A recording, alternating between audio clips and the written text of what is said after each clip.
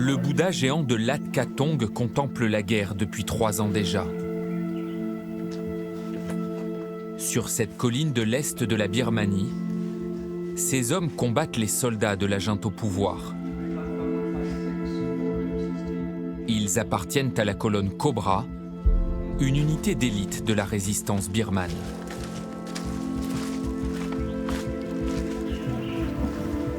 Cette veste est presque neuve.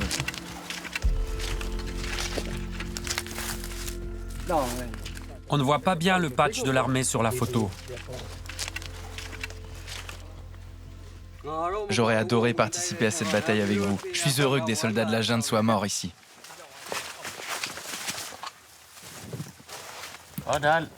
Nos ennemis ont bombardé cet endroit hier. Personne n'a été blessé. Le commandant Soko a mené ses troupes à la victoire au cœur de ce sanctuaire bouddhiste. L'armée birmane y avait installé un poste avancé. Depuis qu'on occupe cette colline, la junte essaie à tout prix de la reprendre. Elle n'y arrive pas par le sol, donc parfois elle nous attaque par les airs.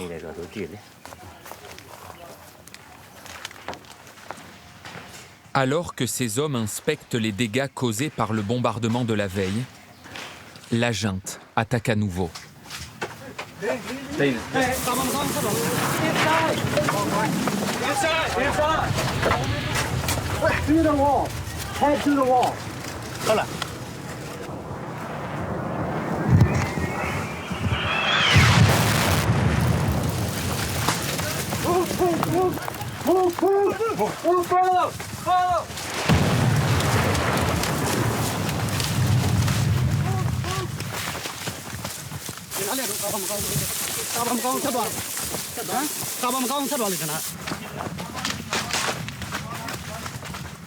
Deux heures seulement après notre entrée clandestine en Birmanie, nous sommes la cible d'une attaque aérienne.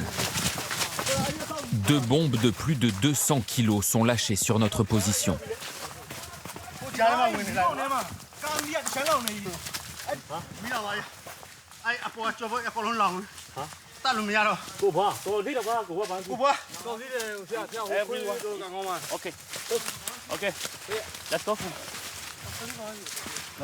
Mais dans cette jungle où nous nous croyons à l'abri, le répit ne dure que quelques minutes.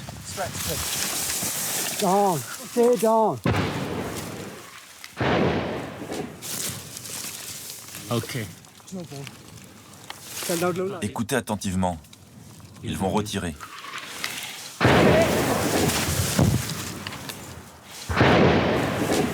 Après un bombardement aérien et des frappes de drones,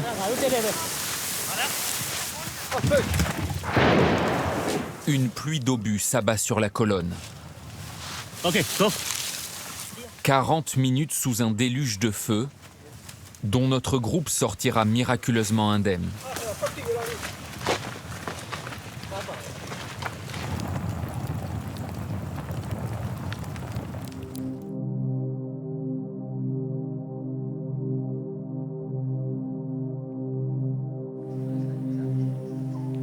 Depuis le coup d'État du mois de février 2021, après 10 ans de transition démocratique, les militaires ont repris le contrôle total du pouvoir en Birmanie.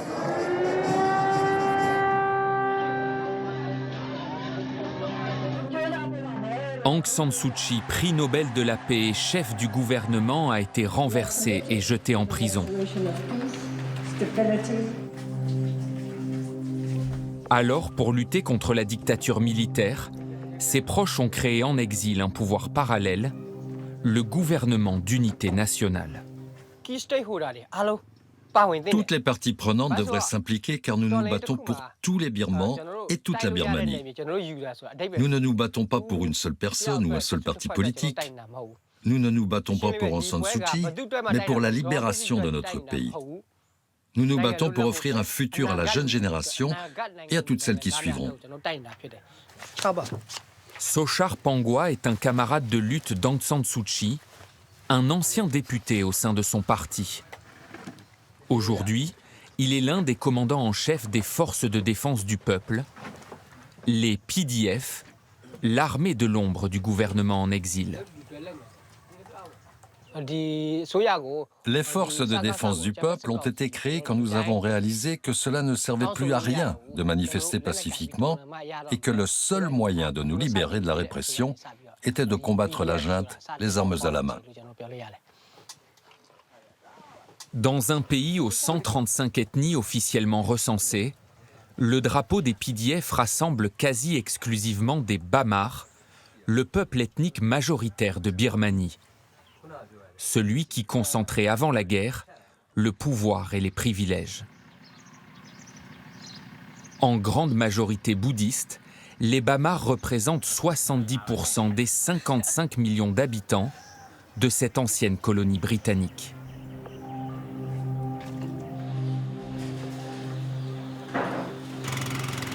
Trois ans après le coup d'État, la Birmanie est toujours fermée aux journalistes étrangers.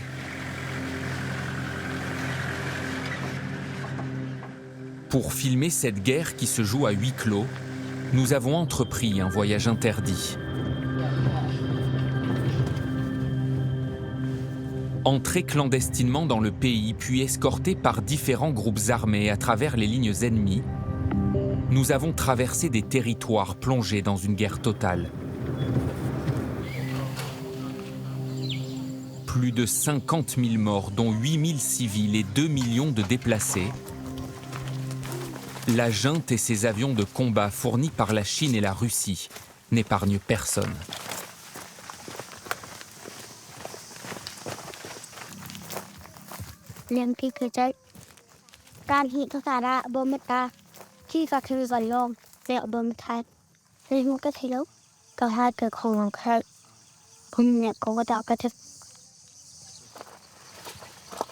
Peng Sung, 8 ans, et son petit frère d'1 an ont eu beaucoup de chance. Ce bombardement dans l'ouest du pays a tué 9 personnes. J'étais en train de peler des fruits dans ma cuisine quand c'est arrivé. J'étais en état de choc. Je n'arrivais pas à pleurer. J'étais complètement sidérée.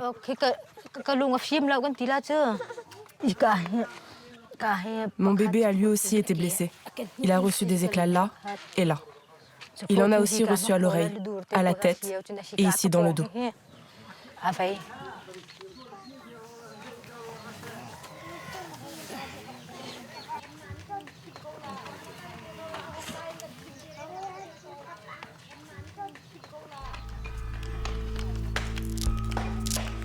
Face à ces exactions partout en Birmanie, des milliers de civils ont abandonné leur foyer, leur ville et leur métier pour rejoindre la résistance.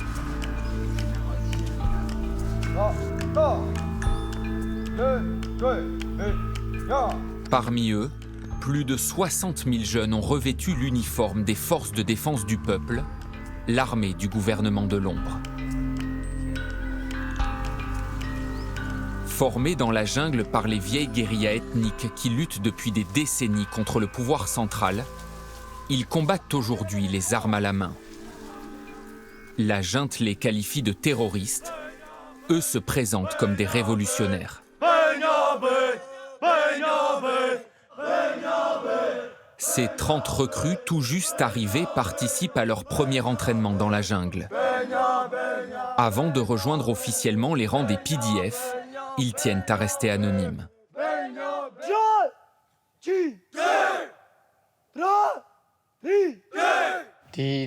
D'abord, je n'ai rien dit à mes parents. Je suis parti à 6 h du matin comme si j'allais en cours, mais je suis venu ici. Quand j'ai appelé mes parents, ils m'ont demandé de rentrer immédiatement. Je suis resté silencieux et j'ai simplement dit « Je ne reviendrai pas ». Je suis vraiment fier de faire partie des forces de défense du peuple, car je me bats du bon côté. Nous sommes jeunes, nous voulons un meilleur futur et une chance nous est donnée d'y parvenir, alors on doit la saisir. Avant la guerre, ils étaient étudiants, ingénieurs, garagistes, professeurs, banquiers, artistes. Aujourd'hui, ils mettent leurs connaissances au service de la résistance. C'est un petit peu le bazar ici. Il y a des milliers de minuscules pièces dont on a besoin pour faire voler nos appareils. Je fais partie des étudiants en école d'ingénieur qui ont fui à la campagne pour combattre la junte. Je veux utiliser les connaissances que j'ai apprises pour obtenir notre liberté. À 30 ans, Pai est à la tête d'une unité de drones des forces de défense du peuple. L'armée a tout un tas d'appareils, des avions de chasse, des hélicoptères de combat. Ils ont une force de frappe supérieure et nous n'avons pas grand-chose. Mais pour aider nos soldats, ces drones sont très utiles pendant les combats. Les composants électroniques sont importés de la Thaïlande voisine. Le reste est fabriqué à partir de polystyrène et d'imprimantes 3D. Il faut à Pai et son équipe 2 à 3 jours pour construire cet appareil, capable de voler jusqu'à 12 km de distance et d'opérer derrière les lignes ennemies. Depuis le début de la guerre, Pai dit avoir conduit plus de 500 attaques contre la junte. Les drones sont en train de changer le visage de la guerre. On le voit sur des vidéos YouTube entre la Russie et l'Ukraine. Les Ukrainiens utilisent des drones pour lâcher de petites bombes sur leurs ennemis. Et j'ai vu que ça cassait le moral des troupes. Moi aussi, je veux casser le moral de nos ennemis. Je veux qu'ils craignent nos drones comme nous craignons leurs avions de chasse.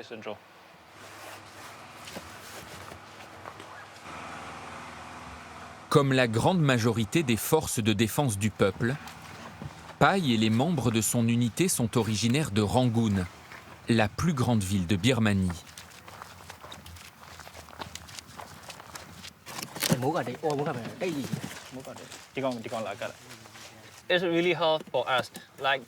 C'est vraiment difficile pour nous. On est jeunes, on est venu ici et parfois on n'a même pas de connexion Internet. Mais c'est comme ça, on s'adapte.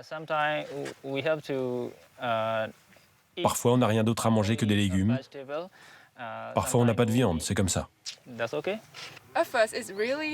Au début, c'était vraiment difficile de s'adapter à la nature et au mode de vie ici.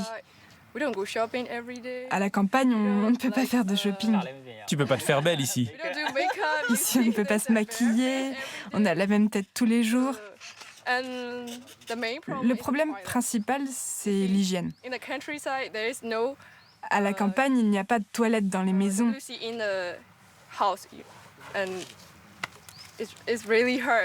C'est vraiment dur de vivre dans la nature. Mais on doit bien s'y faire, notamment quand on a nos règles. Donc ma vie à Rangoon me manque. Mon université, tout en fait. Avant la guerre, Naichi était étudiante en langue étrangère. Tu as fini le plan de vol, Naichi ? Aujourd'hui, à 23 ans, elle est chargée de préparer chaque opération aérienne. Ce jour-là, l'unité va tester un drone qu'ils viennent tout juste de réparer.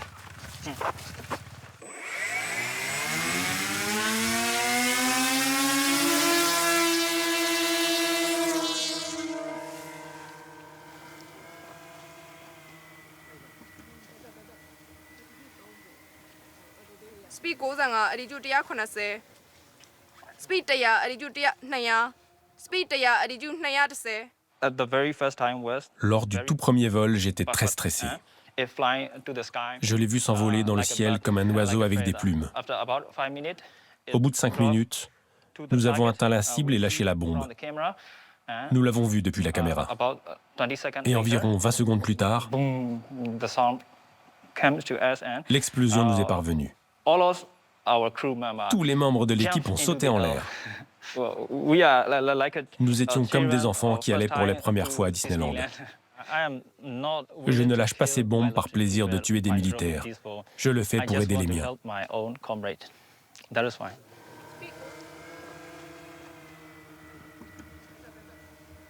Pour mener leur frappe, Pai et son équipe s'appuient sur le travail d'une autre unité de la résistance.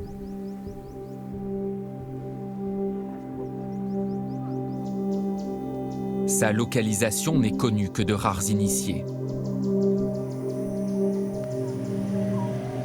Pour s'y rendre, il faut embarquer avec ses soldats d'élite, s'éloigner de la ligne de front et rouler de longues heures sur des chemins détournés. Traverser des rivières, s'enfoncer au cœur du pays aux 1000 pagodes.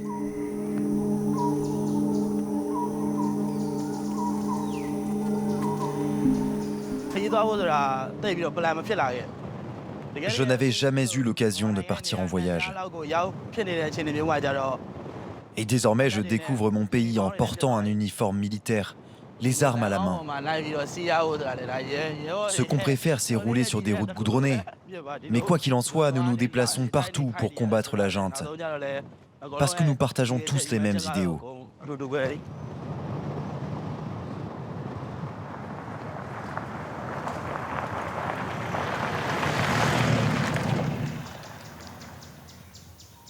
Nous avons eu accès à un lieu hautement stratégique pour la résistance. Dissimulée en pleine jungle, la fabrique des bombes des forces de défense du peuple. En rejoignant la résistance, j'ai gagné un surnom. Ici, tout le monde m'appelle le professeur. Avant le coup d'État, j'enseignais l'économie à des élèves de lycée. Et aujourd'hui, j'utilise des produits chimiques pour fabriquer des explosifs et des bombes. Je me suis formé sur YouTube pendant un mois. Et depuis, j'essaye de m'améliorer tous les jours. Le professeur fabrique une vingtaine de petites bombes par jour dans ses moules en silicone. Chaque pièce d'1 kilo coûte une trentaine d'euros à produire. Pour l'heure, la résistance n'a pas les moyens d'en fabriquer davantage. Quand on regarde derrière notre épaule, il n'y a rien. Personne n'est là pour nous soutenir. On fait comme on peut avec le petit budget qui est le nôtre et l'argent que l'on reçoit parfois de nos familles. La junte, elle, a des soutiens à l'international. La Russie, la Chine, l'Inde lui fournissent des armes qui lui permettent de nous faire la guerre. Nous, on se bat grâce aux bombes que je fabrique. Si un pays nous venait en aide et nous fournissait des armes de pointe, il ne nous faudrait pas longtemps pour nous débarrasser de la junte. Le gouvernement d'unité nationale et son armée de l'ombre assurent ne recevoir aucune aide de l'étranger. Ils sont financés par des dons de la diaspora birmane et leurs fusils d'assaut proviennent du marché noir asiatique. Le professeur, lui, achète ses produits grâce à ses économies. Avant la guerre, il touchait 300 euros par mois, un bon salaire en Birmanie. Comme matière première, j'ai besoin d'acide sulfurique et d'acide nitrique. Ces produits chimiques mélangés à de la glycérine et de la farine lui permettent d'obtenir ces pains d'explosifs. Quand j'étais étudiant, j'étais très mauvais en cours de chimie. Mais maintenant, je connais tout un tas de formules. Je sais quels produits chimiques sont hautement explosifs, quels sont ceux qui s'enflamment, comment ils réagissent entre eux et comment faire en sorte qu'ils explosent.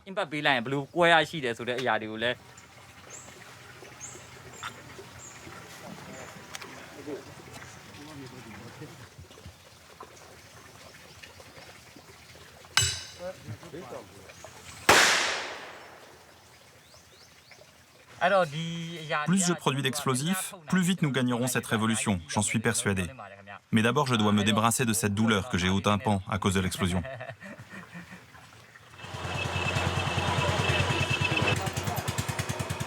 Dans cette jungle, les forces de défense du peuple travaillent aussi à la fabrication d'armes de plus gros calibre. Des bombes de 5 kilos, des mortiers, des lance-roquettes.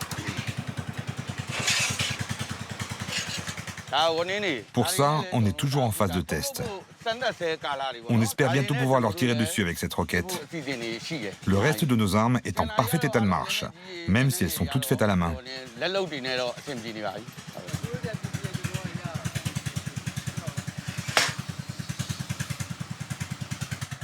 Dans le civil, J était électricien. Pour la résistance, il est devenu un génie de la débrouille, capable de fabriquer des mortiers avec des amortisseurs de voitures, des bombes avec une machine à sorber. Des armes artisanales contre un arsenal de pointe. Depuis le coup d'État, la junte a dépensé plus d'1 milliard d'euros pour s'offrir de nouveaux instruments de guerre. Si on compare ces armes avec celles de la junte, on est capable de rivaliser. S'ils utilisent des obus de 40 mm, on est capable de produire les mêmes avec une portée identique. Ce que les soldats de la junte n'ont pas, c'est une détermination aussi forte que la nôtre.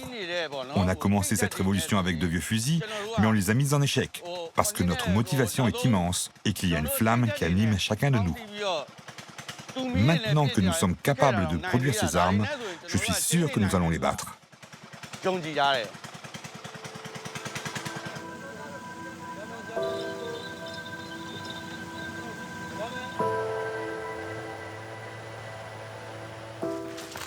Depuis 3 mois, partout en Birmanie, la junte recule face aux assauts des forces de défense du peuple, alliées à des groupes armés ethniques. Plus d'une trentaine de villes sont tombées aux mains de la résistance. Des dizaines d'autres sont aujourd'hui assiégées.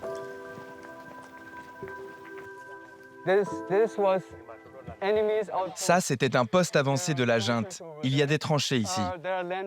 Et il y a des mines. Donc, ne vous éloignez pas du chemin et suivez-nous. Dans le sud de la Birmanie, les PDF ont joint leurs forces à l'armée de libération Karen, la plus vieille guérilla ethnique du pays.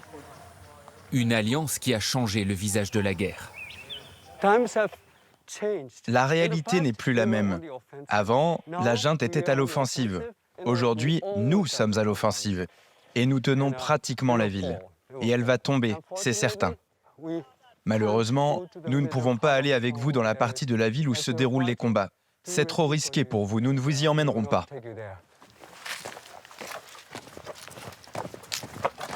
Depuis quelques semaines, les PDF et leurs alliés contrôlent une portion de l'AH1, la plus longue route d'Asie. Elle relie la Chine à la Turquie en passant par la Birmanie. Le fait que je me trouve ici et que nos forces soient ici est la preuve de notre succès. Car il s'agit d'une route commerciale majeure qui relie la Birmanie au reste du monde. Il s'agit d'une route très stratégique, car elle génère des millions et des millions de dollars de revenus pour la junte. C'est donc très important pour nous de prendre cette route afin de couper l'une de leurs principales sources de revenus.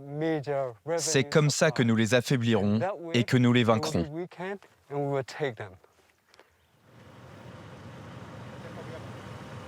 L'offensive en cours n'a pas seulement permis de prendre des routes et libérer des villes. Partout sur le territoire, des dizaines de postes avancés de la junte et plus d'une centaine de bases militaires sont tombées aux mains de la résistance.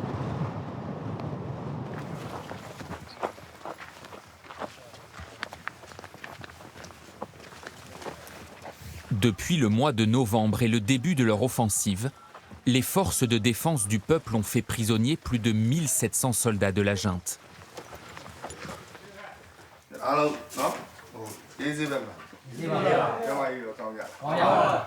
Ils sont une cinquantaine à être retenus dans cette forêt.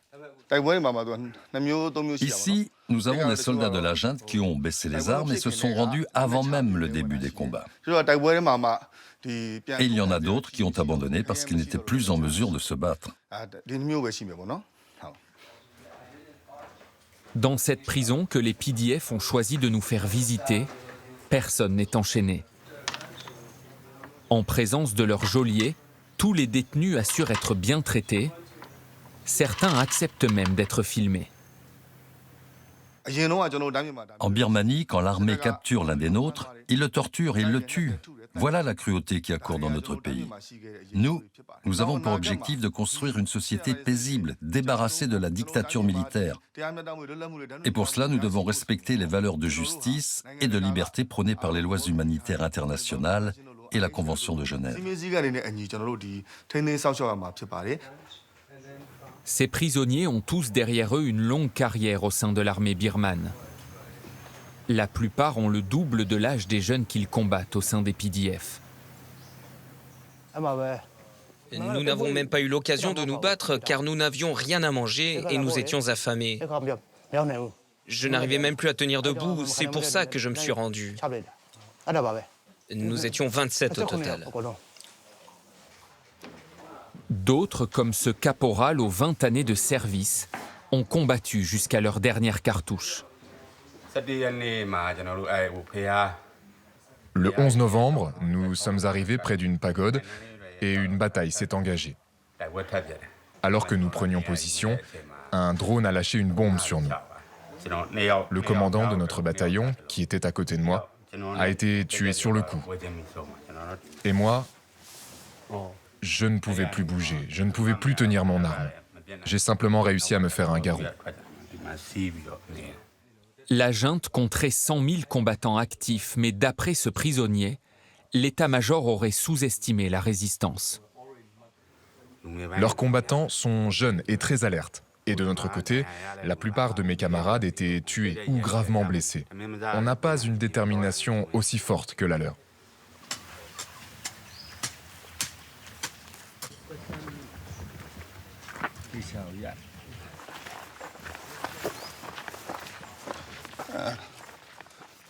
Ici, c'est le potager de la prison et ce sont les détenus qui s'en occupent.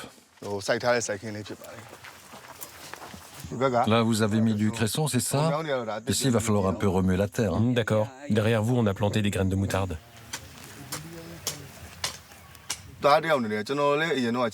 J'ai participé à de nombreuses batailles et j'ai vu beaucoup de mes camarades mourir. Des membres de ma famille ont été torturés par les soldats de la junte. Je suis un être humain, donc j'ai une colère immense au fond de moi. Quand je suis sur le front, je combats ces hommes férocement car ce sont mes ennemis. Mais lorsqu'ils se rendent, je dois les traiter correctement. Je mets de côté mes émotions et je me comporte alors comme l'exigent mes responsabilités. Un discours et des méthodes que les forces de défense du peuple opposent devant nous aux pratiques barbares de la junte. Les exactions de l'armée birmane sont nombreuses et les membres de la résistance le savent. Ils ne seront pas épargnés s'ils tombent aux mains de leurs ennemis.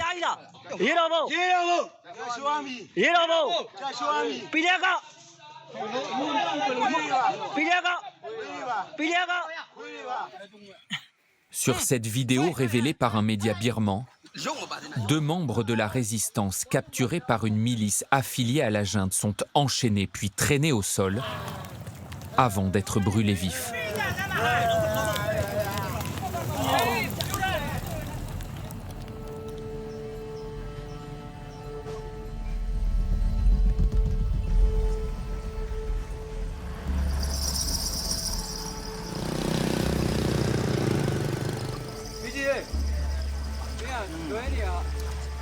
Dans les zones reprises par les PDF et leurs alliés, là où les armes se sont tues à 15 km de la ligne de front, la vie petit à petit reprend ses droits.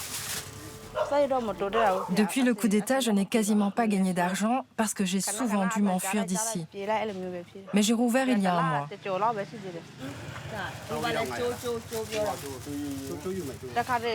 Au début, j'avais peur quand je voyais des hommes en armes, mais maintenant, je m'y suis habituée.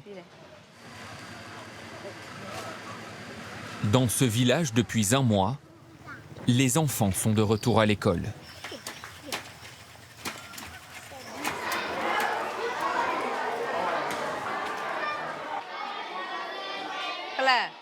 Tu n'es pas en classe, toi?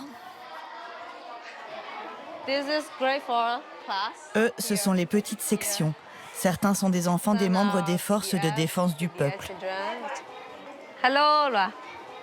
Dites bonjour, dites bonjour. Vous êtes timide? Ils connaissent déjà la guerre. Et on a dû leur apprendre comment se protéger s'ils entendent un avion de chasse arriver.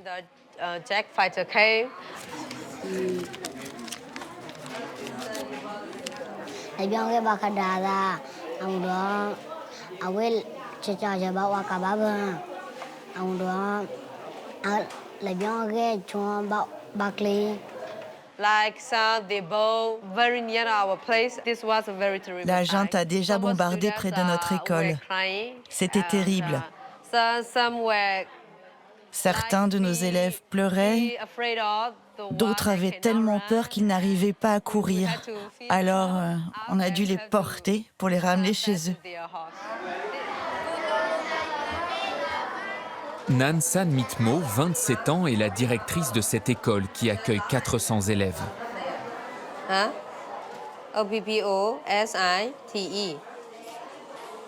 Avant la guerre, les enfants ici étaient tous de l'ethnie Karen.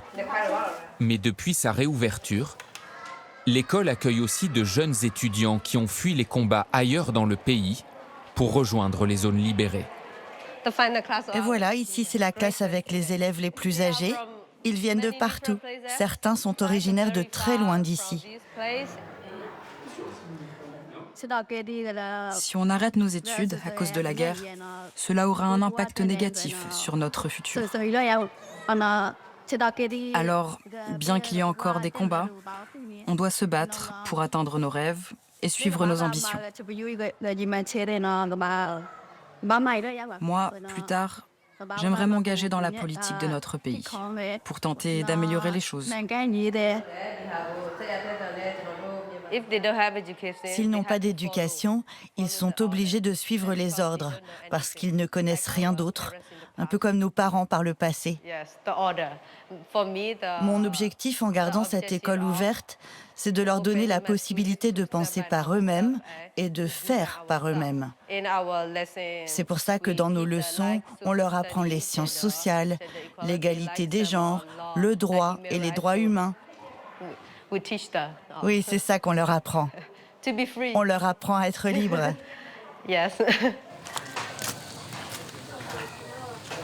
Une liberté que les populations civiles continuent de payer au prix fort. Dans les territoires contrôlés par la résistance, la junte fait planer la peur. Chaque jour, elle mène des frappes aériennes. Plus de 1600 recensées depuis le début de la guerre.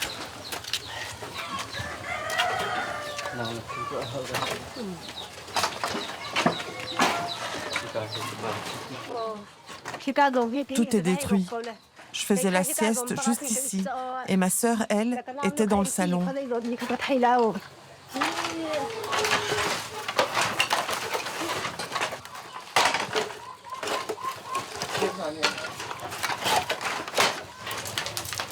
Mon sac à main est intact. Le reste est soit brûlé, soit détruit.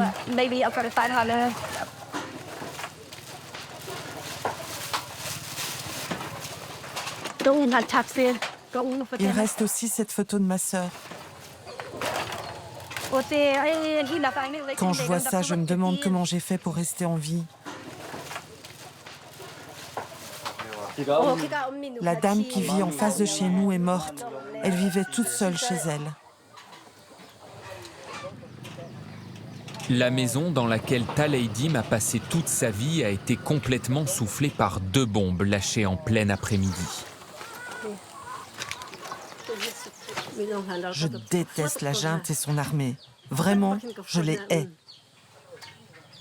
Comment peuvent-ils être aussi cruels avec leur propre peuple? Comment peuvent-ils utiliser de si grosses armes contre des civils? Pourquoi veulent-ils à tout prix nous tuer?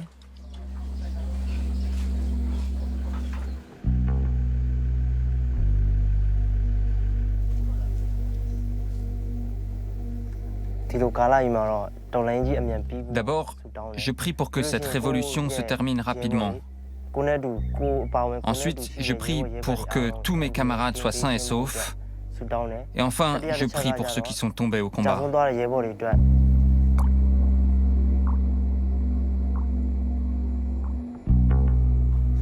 L'armée birmane est cruelle avec son peuple. Si Bouddha était toujours en vie, je suis persuadé qu'il nous traiterait tous de la même façon, de manière juste. Nous voulons tous la justice. Je ne suis pas le seul. S'ils font du mal à l'un d'entre nous, nous ne pouvons pas rester les bras croisés, quelle que soit notre religion. Ici, il n'est plus question de savoir qui est bouddhiste, chrétien ou musulman. Nous ne pouvons pas rester sans rien faire face à l'expression du mal.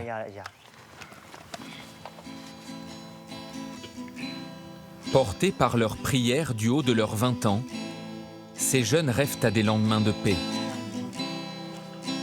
La Birmanie vient d'entrer dans sa 4e année de guerre.